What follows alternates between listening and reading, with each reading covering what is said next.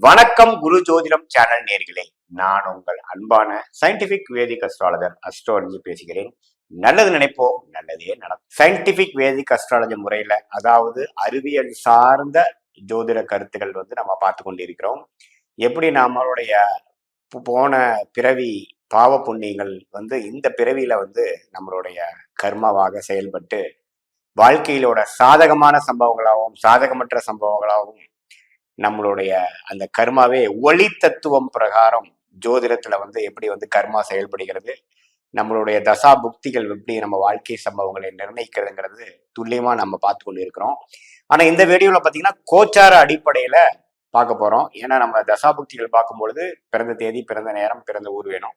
But கோச்சாரங்கிறது ஒரு ஒரு ராசி, நீங்க எந்த ராசியில பிறந்தீங்களோ அந்த ராசியின் அடிப்படையில இப்ப இருக்கக்கூடிய கிரக நிலைகள் ஆண்டுதோறும் மாறக்கூடிய கிரகங்கள் எப்படி இருக்குது, மாததோறும் மாறக்கூடிய கிரகங்கள் எப்படி இருக்குது பொறுத்து ஓரளவுக்கு ஒரு பொதுவான ஒரு 30-40-50% வரைக்கும் பொருந்தக்கூடிய ஒரு பலன்களாக நாம பார்க்க போறோம். அதுல இந்த வீடியோல மேஷ ராசிக்காரர்களுக்கு பிப்ரவரி 2025 எத்தகைய ஒரு மாதமாக இருக்க போகிறது அப்படின்னு பார்க்க போறோம். அதுக்கு முன்னாடி ஃபர்ஸ்ட் டைம் நம்மளோட சேனலுக்கு வரவங்க மறக்காம சப்ஸ்கிரைப் பட்டன் கிளிக் பண்ணுங்க. ஸோ தட் தொடர்ந்து நம்மளோட வீடியோஸ் எல்லாம் உங்களை அடையும். இப்ப பாத்தீங்கன்னா பிப்ரவரி 2025 மேஷ ராசிக்காரர்களுக்கு எத்தகைய ஒரு மாதமாக இருக்க போகுதுங்கிறது பார்க்கும்பொழுது, ஆண்டின் 2வது மாதம் கொஞ்சம் சின்ன மாதமாக 28 நாட்கள் மட்டும் இருக்கக்கூடிய அந்த பிப்ரவரி மாதம் எப்படி இருக்க போகுதுன்னு பார்க்கும்பொழுது, ஆண்டு கிரகம் என்று சொல்லப்படுகிற குரு மேஷராசிக்கு 2ஆம் இடத்திலே நீடித்திருக்கிறார். சனி 11ஆம் இடத்துல மேஷராசிக்கு நீடித்திருக்கிறார். மாதம் முழுவதும் என்ன வேகத்திலும் பயிற்சி இல்லை, மார்ச்க்கு மேலதான் பயிற்சி ஆகிறார்.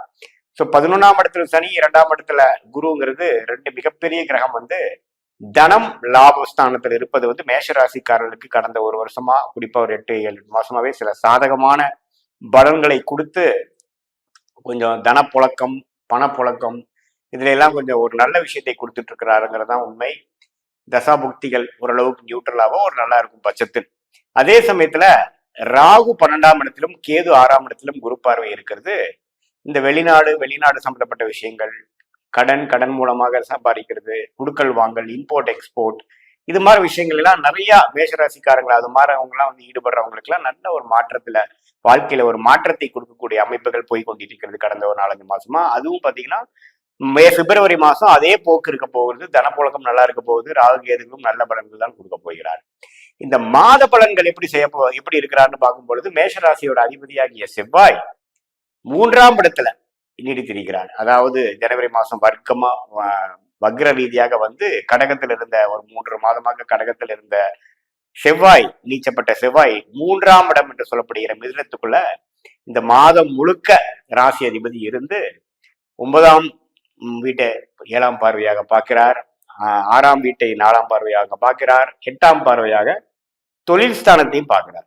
இப்படி ஒரு அமைப்பு இருக்குது.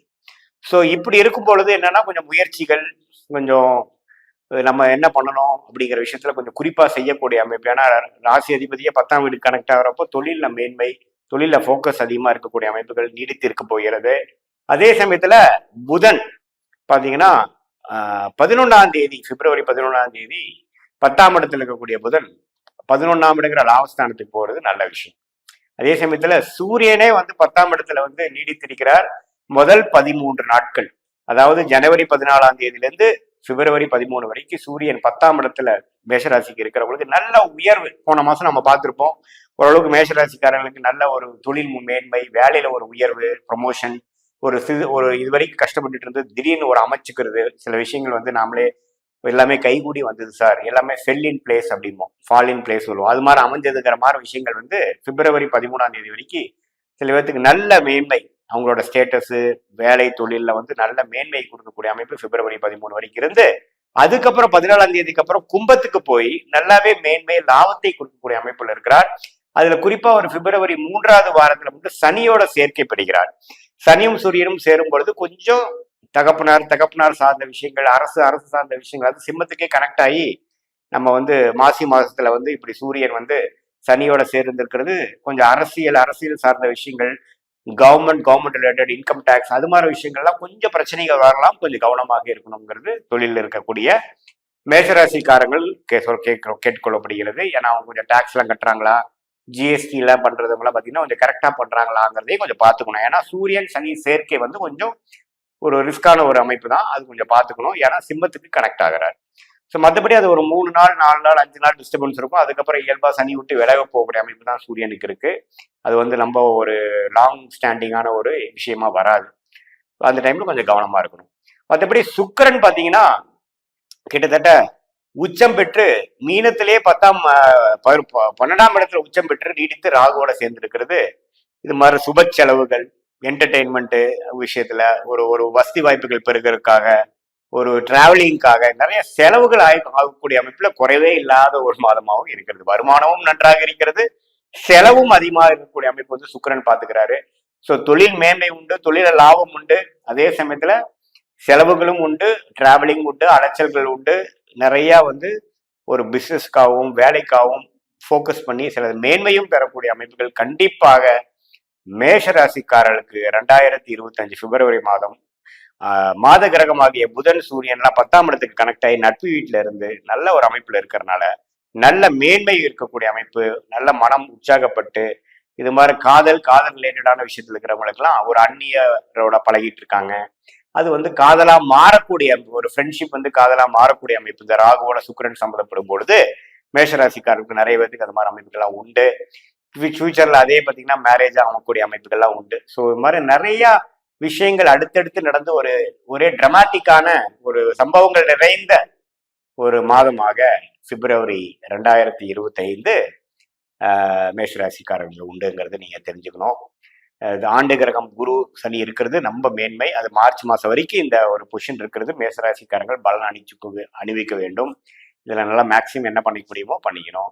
இது வந்து ஒரு பொதுவான பலன்களை தவிர உங்களுடைய ஜாதகத்தில் தசாபுக்திகள் எப்படி போய் கொண்டிருக்கிறது, பிறந்த தேதி என்ன, பிறந்த நேரம் என்ன, பிறந்த ஊர் என்ன, அதை வைத்து நீங்க எந்த நட்சத்திரத்துல என்ன ராசியில பிறந்தீங்களோ அந்த ராசி நட்சத்திரத்தை பொறுத்துதான் உங்களுடைய தசா பில்ட்டே இருக்கு. ஃபார் எக்ஸாம்பிள் நீங்க வந்து ஒரு கடகராசி பூச நட்சத்திரமா இருந்தா பூச நட்சத்திராதிபதியாகிய சனி திசை தான் முதல் திசை. அதுக்கு அடுத்து வரக்கூடிய புதன் கேது சுக்கிரன் எல்லாம் எப்படி இருக்கு, அவங்க உங்களோட லக்னத்துக்கு எப்படி இருக்காரு, நீங்க என்ன லக்னத்துல பிறந்தீங்க, உங்களுடைய கிரகம்லாம் ஆட்சி பலத்துல இருக்கா நீச்ச பலத்துல இருக்காங்கிறதெல்லாம் பொறுத்து இந்த சொன்ன இந்த கோச்சார விஷயத்தையும் உங்களுடைய தசநாதன் முக்திநாதன் எப்படி இருக்கிறார் கோச்சாரத்திலேங்கிறதை பார்த்து இப்ப கரண்டா எப்படி போயிட்டு இருக்கிறத பார்த்து கலப்பா நம்ம வந்து ஒரு ப்ரெடிக்ஷன் எடுக்கும் பொழுது துல்லியமான பலன்கள் எப்படி, பாஸ்ட் எப்படி இருந்தது, ஃபியூச்சர் எப்படி இருக்க போகுது, இப்போ கரண்ட் சுச்சுவேஷன் எப்படி, லாங் டேர்ம் ஃபியூச்சர் என்ன, ஷார்ட் டேர்ம் ஃபியூச்சர் என்ன, எல்லாத்தையுமே நம்ம இந்திய வேத ஜோதிடம் மூலமாக சயின்டிபிக் வேதிக் அஸ்ட்ராலஜி மூலமாக நம்ம எந்தவித மூட நம்பிக்கையிலையும் போடாமல் பரிகாரங்கள் அது மாதிரி விஷயம் போகாமல் உள்ளது நம்ம கண்டிப்பா